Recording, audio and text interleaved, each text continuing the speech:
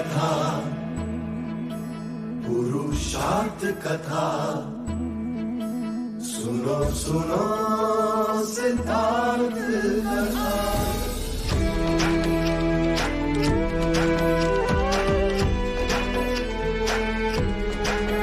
संसार में दुख का कारण क्या, संताप शोक का निवारण क्या। संसार में दुख का कारण क्या, संताप शोक का निवारण क्या। इस खोज में सब कुछ त्याग दिया, हर वैभव से वैराग लिया। वो सृष्टि से संयुक्त हुए, सिद्धार्थ से गौतम बुद्ध हुए।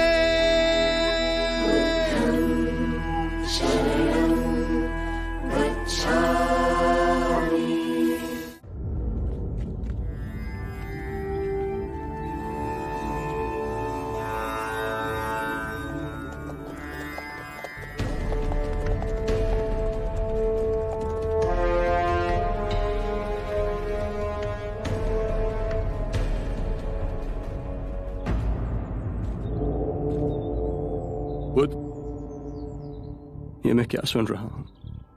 आप 3 माह पश्चात महापरिनिर्वाण लेंगे। आप हमें छोड़कर कैसे जा सकते हैं? इस अंधकार भरे संसार में केवल आप ही प्रकाश का स्रोत हैं प्रभु। हमें इस अंधकार में फिर छोड़कर ना जाइए। आप इस संसार में ना होंगे, ये सोचकर ही मन भयभीत हो रहा है प्रभु। अजातशत्रु, मृत्यु का भय केवल उसे ही ना होगा जिसने अपना जीवन बुद्धिमानी से जिया हो। यह शरीर तो नश्वर, परंतु मेरी वाणी, मेरे सूत्र बन सदैव तुम्हारे हृदय में प्रकाशमयी रहे। प्रभु, मुझे अपने साथ ले चलें प्रभु। जीवन भर मैंने कोई मूल्यवान कार्य न किया। महानिर्वाण तक आपके साथ रहे, आपकी सेवा करने का सौभाग्य दें प्रभु।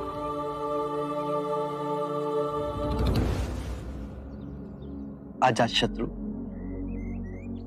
यदि तुम मेरे साथ चल पड़े तो तुम्हारे प्राणों से भी अधिक प्रिय मगध का क्या होगा। तुम राजा हो तो अपने राज धर्म से कैसे विमुख हो सकते हो। तुम पर कितने मनुष्यों का उत्तरदायित्व है और यही तुम्हारा धर्म है। अजातशत्रु, अपने धर्म को ना छोड़ो। मैंने तुमसे कहा था ना, यदि राजा धार्मिक हो राज्य करेगा तो सारी प्रजा धार्मिक हो जाएगी। जब आंखें खुली तभी सवेरा हो जाता है। स्वयं को सुरीला बना। जब सुरीले हो जाओगे तो अपने अंदर धर्म का उदय पाओगे और उस धर्म से ब्राह्मण, मंत्रीगण, गृहपति सब कंपित होंगे, सब तरंगित होंगे। और जब वो धार्मिक हो जाएंगे तो सारी प्रजा धार्मिक हो जाएगी। प्रभु, आपको फिर न देख सकूंगा।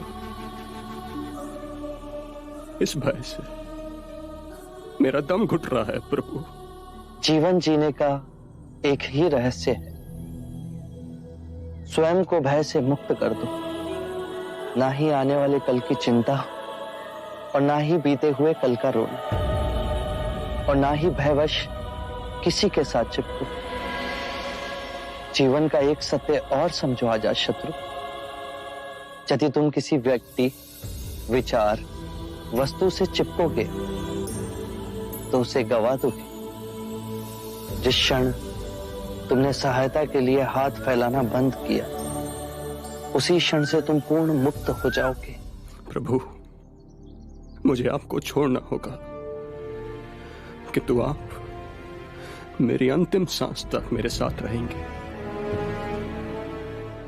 मेरे अंतर मन में प्रज्वलित ज्योति की तरह आपका प्रकाश सदैव प्रज्वलित रहेगा।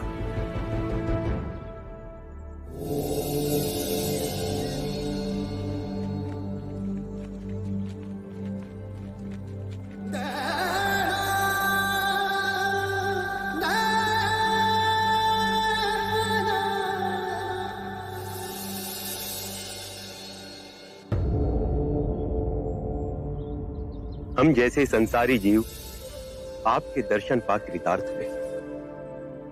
मेरे जैसे निम्न व्यक्ति का निमंत्रण स्वीकार कर हम सब पे बहुत बड़ी कृपा की। हम तो साधारण मानव हैं। क्या आप हम सबको धर्म के पद पे चलने का उपाय बताकर हम पर कुछ कृपा करेंगे? मेरी पत्नी की भी अभिलाषा है कि आप हमें जीवन जीने की निधि समझाएं।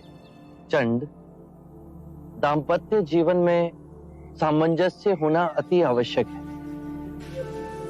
यदि पति और पत्नी के बीच में मधुर संबंध होंगे तो परिवार का सौभाग्य बढ़ेगा और परिवार का सौभाग्य फैलकर संपूर्ण मानव समाज को हर्षित करेगा। पति और पत्नी को सांसारिक रूप से ही नहीं अपितु धन कमाने की भावना और शरीर के बंधनों से ऊपर उठना होगा। पत्नी पति के ही शरीर का एक अंग है। पति को सर्वदा अपनी पत्नी का आदर करना होगा, उसे मान देना होगा। पति को भूले से भी किसी के भी सामने अपनी पत्नी का अपमान नहीं करना चाहिए। पतिव्रत का पालन पत्नी करती ही है। पति को भी पति धर्म का पालन करना चाहिए। उसे व्यभिचार से दूर रहना चाहिए। पत्नी की हर इच्छा को अपने हर निर्णय में सम्मिलित करना चाहिए। पत्नी का धर्म है पति से सर्वदा प्रेम करना। पति के परिवार को स्वयं का परिवार बनाना। उसके परिवारजनों के लिए सर्वदा अपने हृदय में प्रेम और सेवा का भाव रखना। अतिथियों का आदर करना। यदि परस्पर विश्वास से जिए तो परम ज्ञान की ओर एक साथ जाओगे।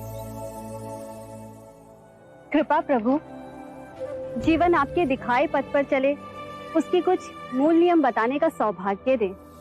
अच्छे मनुष्य की संगत करो।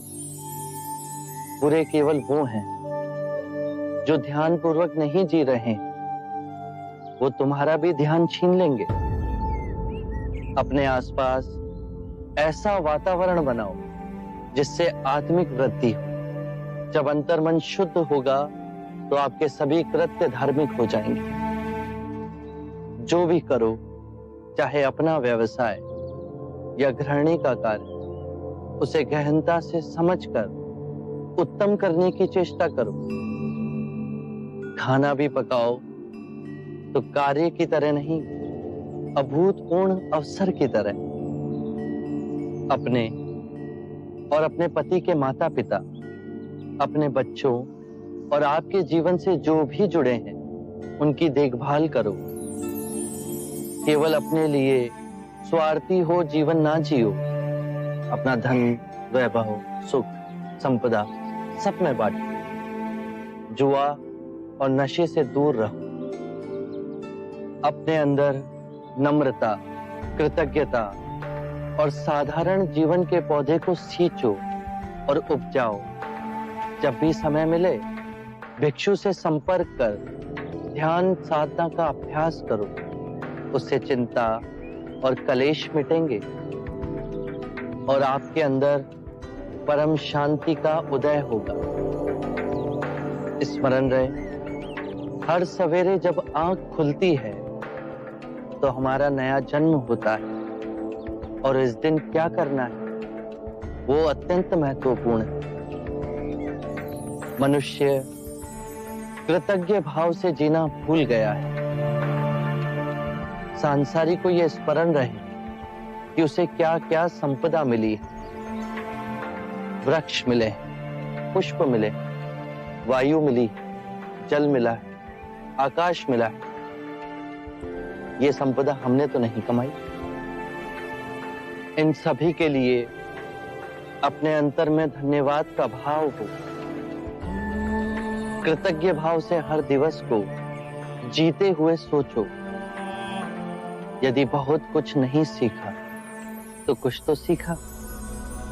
यदि कुछ ना सीखा तो हम अस्वस्थ तो नहीं हुए, और यदि अस्वस्थ हुए तो हमारी मृत्यु तो नहीं हुई।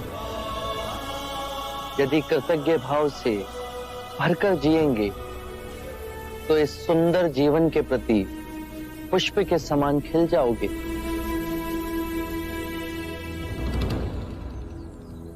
प्रभु, अब आप भोजन के लिए पधारे।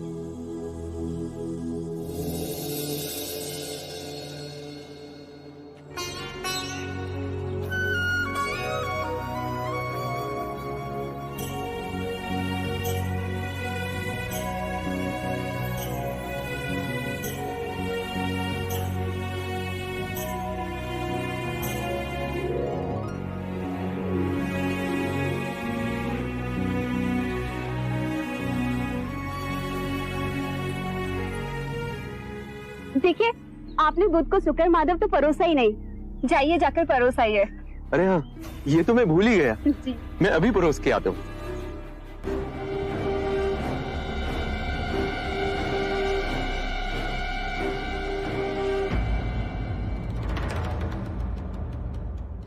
ये शुक्र माधव तो मैं आपको परोसना भूल ही गया।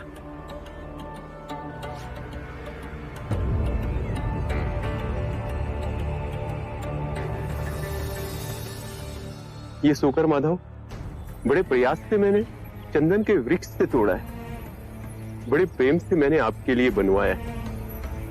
कृपया इसे ले लीजिए।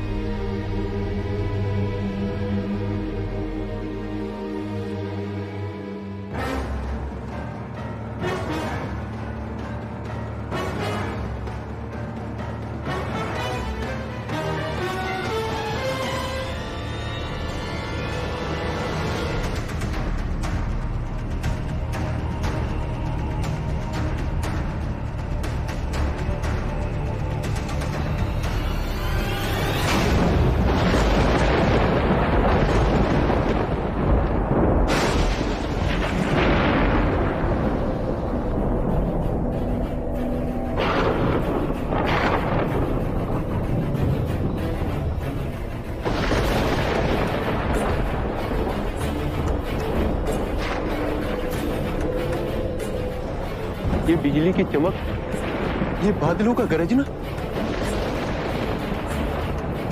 ये वर्षा ऋतु का समय भी नहीं। चंद,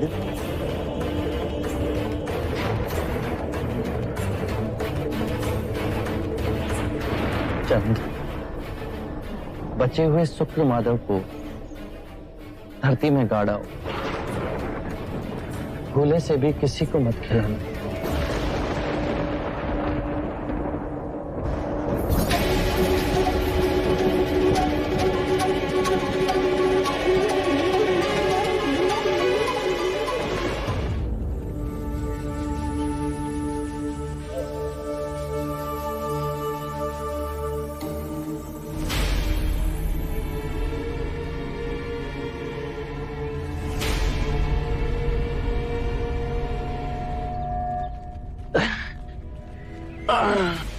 बुध, क्या हुआ बुध?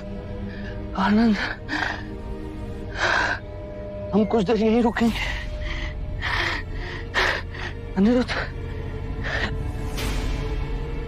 तुम बाकी भिक्षुओं को लेकर कुशागार की ओर जाओ, हिरण्य नदी के समीप। हम दोनों तुम्हें वहीं मिलेंगे।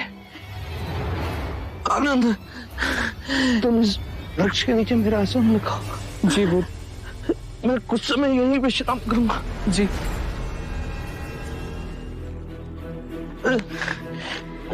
आइए बुद्ध।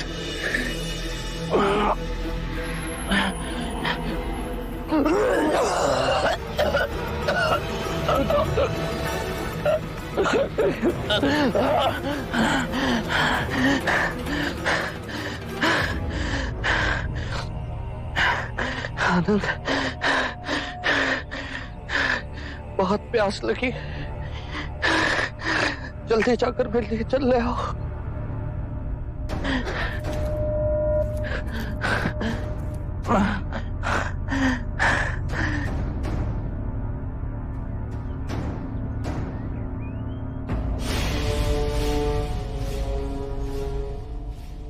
ऐसा गंदा पानी नहीं दे सकता मैं बुद्ध को।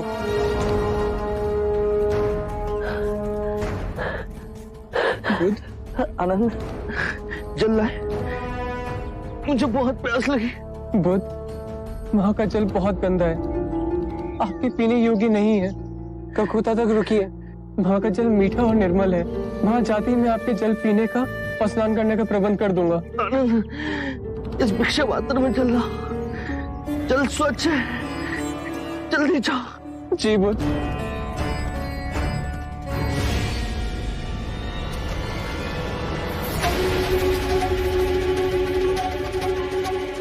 ये कैसे हो गया? भिक्षा पात्र डालते ही पानी शुद्ध हो गया।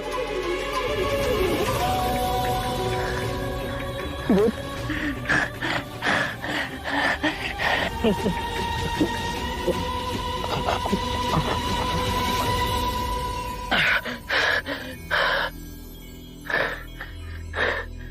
बुद्ध, मैं पहले गया तो ताल पूरा गंदा था। जब आपने दोबारा भेजा तो भिक्षा पात्र डालते ही पानी शुद्ध हो गया। ये अनोखी बात कैसे हुई? मेरी बात ध्यान से सुनो आनंद। हमारा सांसारिक शिष्य चंद, जिसके घर हमने भोजन किया था, वो मेरा अंतिम भोजन है। लोग उस पर लांछन लगाएंगे, कहेंगे वो भोजन अयोग्य था। पर तुम उनसे कहना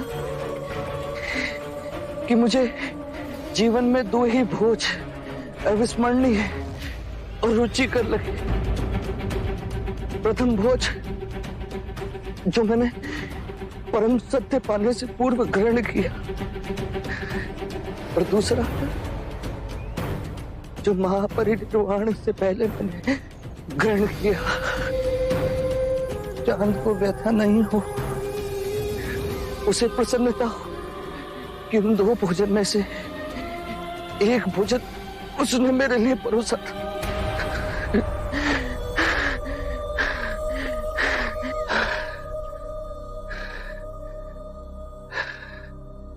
आनंद, हमें हिरण्य नदी के पार जाना है, कुशागार के समीप। वहां साल के वन है। साल के वृक्षों पर बहुत सुंदर पुष्प आते हैं, बिल्कुल ज्वाला के समान। लाल रंग के सुनहरे पुष्प। मल्ला राजद्वार के पास हमें जाना है। जल्दी चलो आनंद। जी बुद्ध। हमें देर हो रही है।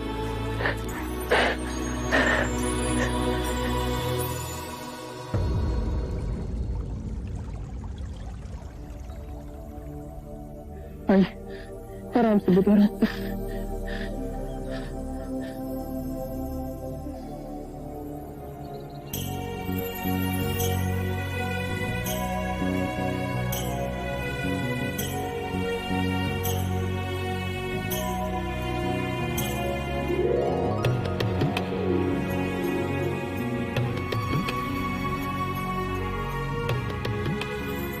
आनंद,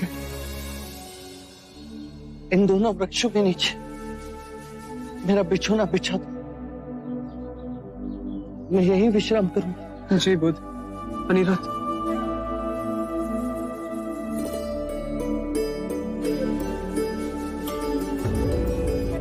अनिरुद्ध, धर्म का स्वभाव तथागत है। तथागत का अर्थ है जो है, जैसा है। इसी अद्भुत तथागत से कमल का पुष्प उत्पन्न हुआ। तथागत से अनिरुद्ध का उदय हुआ। आप सभी का उदय हुआ। आनंद का उदय हुआ। इस संपूर्ण प्रकृति का उदय हुआ। जो भी तथागत से उत्पन्न हुआ है और जो भी तथागत में विलीन होगा, उसे हम तथागत कह सकते हैं। धर्म कहीं से नहीं उपजते और ना ही कहीं जाते हैं। धर्म केवल है और रहेंगे। आज से मैं और सारे भिक्षु आपको तथागत कहेंगे। आपको तथागत कह के हमें स्मरण होगा कि हम सब में तथागत का बिंदु है। जैसे यदि हमारे सर में पीड़ा हो और उसे हम तथागत से स्वीकार भाव से स्वीकारें, तो वो पीड़ा समाप्त हो जाती है। इसका कारण है कि हमारी आदि शक्ति उस पीड़ा से लड़ने के लिए बह निकली और आदि शक्ति उसका उपचार कर रही है। ये दोनों विभाजित शक्तियां सर की पीड़ा से अधिक सर को दुखा रही हैं। यदि हमने तथागत से इस पीड़ा को स्वीकार भाव से स्वीकार कर लिया, तो दरार भर गई। अब हमारी सारी शक्ति इस पीड़ा को आरोग्य करने में जुट जाएगी। आइए बुद्ध।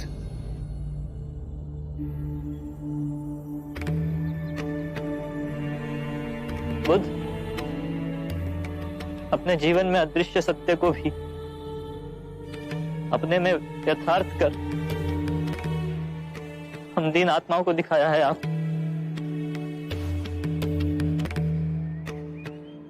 क्या हुआ भिक्षु अनिरुद्ध? आप तो धैर्यवान, फिर आज रो क्यों गए?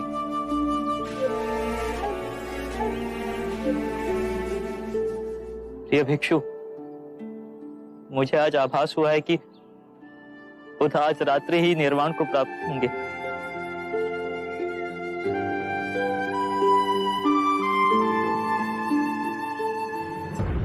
आनंद, मेरा सिर उत्तर की ओर होना चाहिए। मैं दाईं ओर लेटूंगा। जी बुद्ध।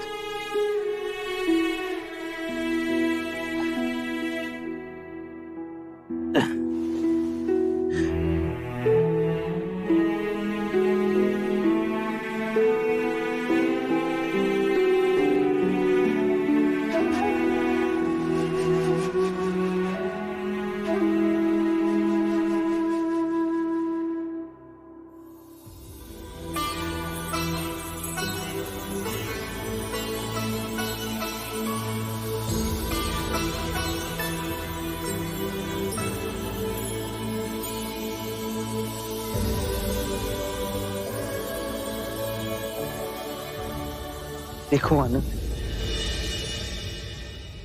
अभी तक बसंत ऋतु भी नहीं आई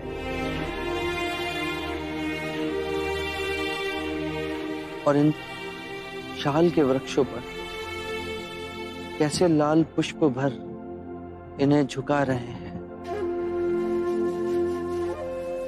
देखो कैसे ये पुष्प वर्षा की एक एक बूंदों के समान मेरे वस्त्रों पर बरस रहे हैं।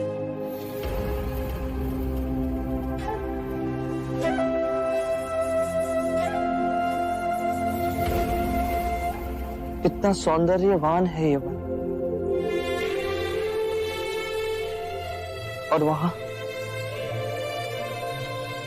पश्चिम से अस्त होते सूर्य की किरणें कैसे हर ओर अपना प्रकाश फैला रही है। क्या तुम साल की इन टहनियों में बहती वायु के संगीत को सुन पा रहे हैं? मेरा हृदय तो ये सब देख आनंद से विभोर हो गया है।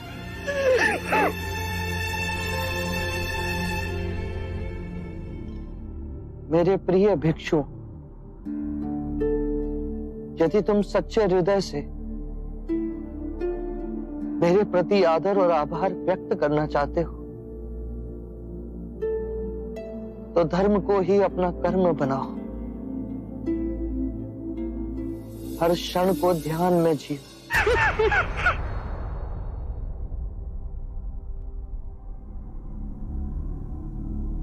अनिरुद्ध, आनंद कहाँ है? उसे बुला के लाओ।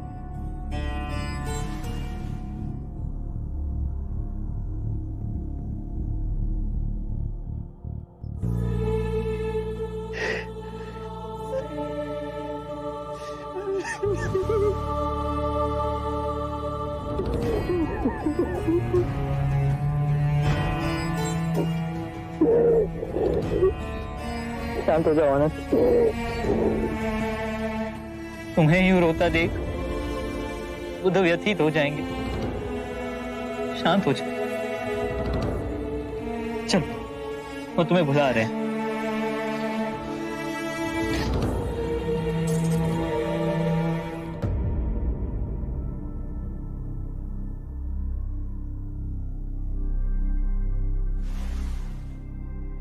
इतने व्यथित ना हो आनंद। मैंने कितनी बार तुम्हें चेताया है कि सभी धर्म अनित्य है। जन्म में मृत्यु के पश्चात है, मिलन में वियोग की सूचना है, लहर के उठने में गिरने की प्रकृति। यदि मृत्यु ना हो तो जन्म कैसे संभव है आनंद? तुमने अपने हृदय और आत्मा से मेरी बहुत सेवा की। मैं तुम्हारा अत्यंत आभारी हूं। तुम में अनेक गुण हैं, किंतु तुम इन सभी गुणों से आगे जा सकते हो। थोड़ा सा प्रयास करो तो तुम भी जन्म और मृत्यु के बंधन को काट सकोगे। तुम आत्म मुक्ति प्राप्त कर सकते हो, प्रत्येक दुख से उबर सकते हो। और मैं जानता हूं कि तुम ये सब कर सकते हो, और मुझे तुम्हारी इस चेष्टा से प्रसन्नता मिलेगी।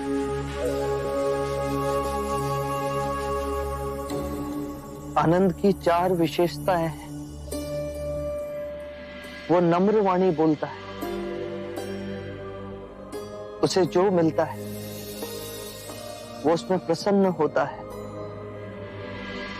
आनंद सबके लिए समान भाव से दयालु है,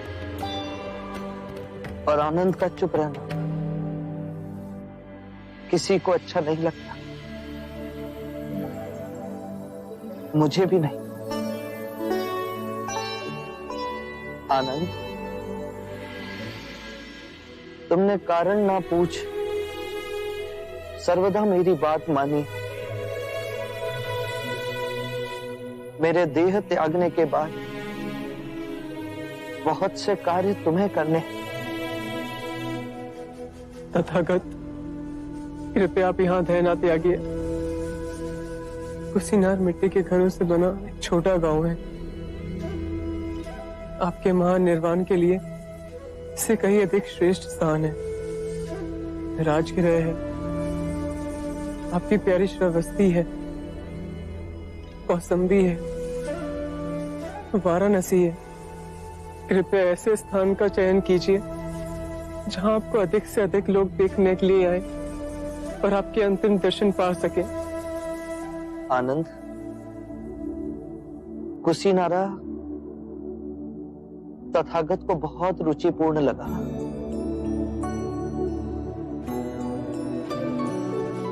छोटा सा मिट्टी के घरों का गांव, साल के वृक्षों से वर्षा की एक एक बूंदों की तरह टपकते हुए ये पुष्प, आनंद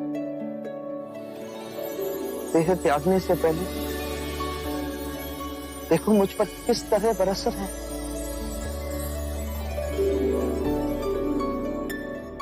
आनंद, मेरा एक कार्य करो, कुशीनारा जाओ और वहां मल्ल नरेश को सूचित करो कि बुद्ध उनके वन में रुके हुए हैं और उनसे कहो कि आज रात्रि के तीसरे प्रहर में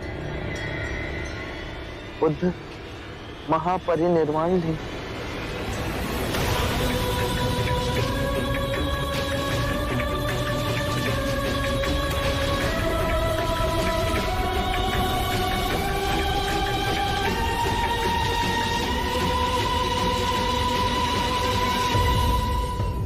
आज रात्रि के तीसरे पहर अब महापरिनिर्वाण लेंगे? हाँ आनंद, इसीलिए शीघ्र अतिशीघ्र मल्ल नरेश को सूचित करो। यदि मैं आपको छोड़ गया और? नहीं आनंद, रात्रि के तीसरे प्रहर से पहले नहीं। मैं भावी समय में देख रहा हूं, मेरे महापरिनिर्वाण के पश्चात कहीं मल्ल नरेश ये ना कहे कि मैंने उनके ही वन में महापरिनिर्वाण लिया और उन्हें सूचित भी नहीं किया गया। जब तक आनंद है आपकी हर इच्छा पूर्ण होगी बुद्ध। मैं अभी जा मल्लाजा को सूचित कराता हूं।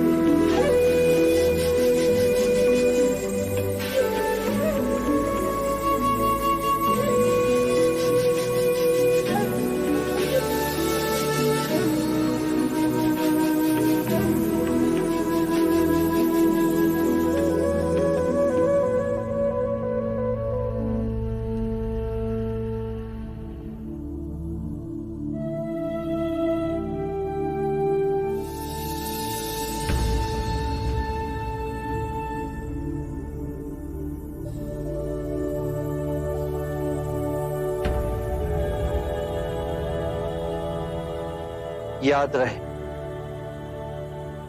मेरा मार्ग संसार से विमुख होने का मार्ग नहीं। मुझे उस प्रारब्ध पर विश्वास नहीं जो मनुष्य के अच्छे और बुरे कर्म से अछूता है। मुझे उस प्रारब्ध पर विश्वास है जो मनुष्य तब तक नहीं बना सकता जब तक वो स्वयं कर्म ना करे।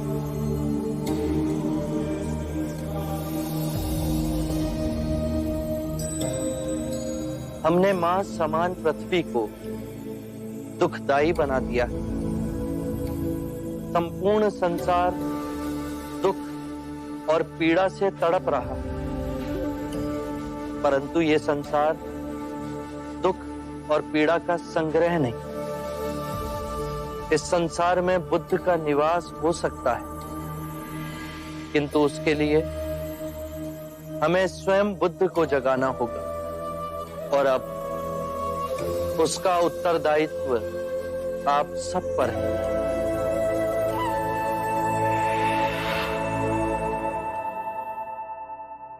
अज्ञान ही दुख, भ्रम, चिंता को जन्म देता है।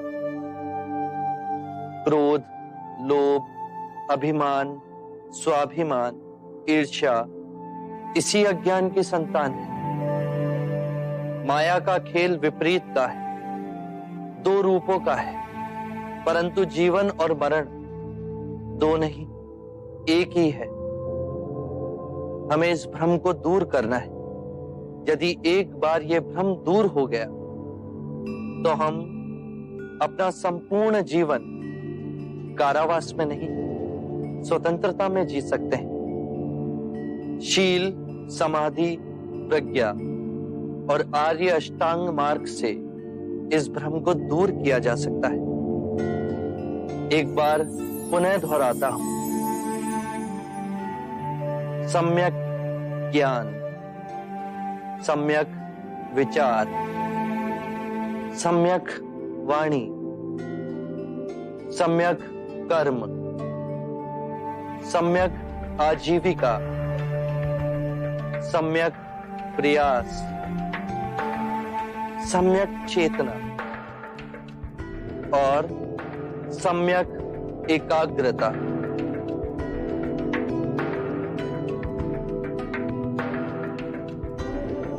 जिसकी निद्रा उड़ गई हो उसके लिए रात्रि बहुत लंबी है। जो थक गया है उसके लिए पड़ाव बहुत दूर है। जिसने अंधे हो अपना जीवन जिया और धर्म का मार्ग नहीं समझा, उसके जीवन में अनंत दुख है।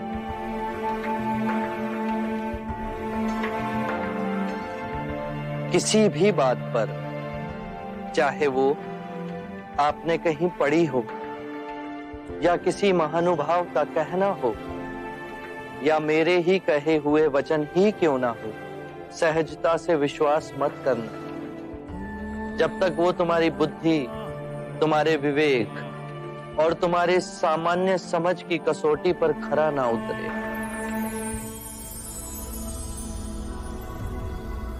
बुद्ध, और यदि परम ज्ञान के रास्ते में आपसे भेंट हो गई तो? यदि परम ज्ञान के मार्ग में कोई भी मिले उसे गले ना लगाना। यदि मार्ग में बुद्ध भी मिले तो उनके मुंह में भी मत फंसना।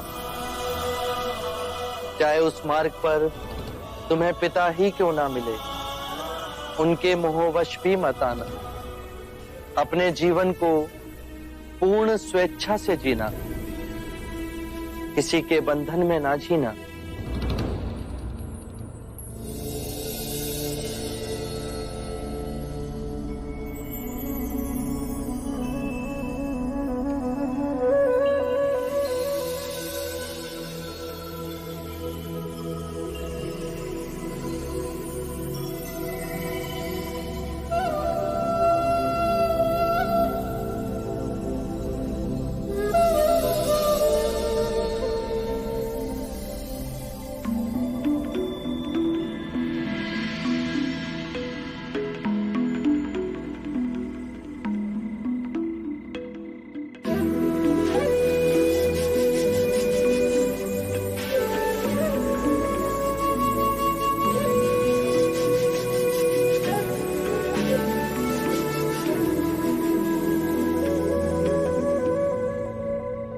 मानव के आध्यात्मिक इतिहास में बुद्धा के समान विशाल, निर्भय और निस्वार्थ गुरु इस सृष्टि पर अब दोबारा नहीं आएंगे।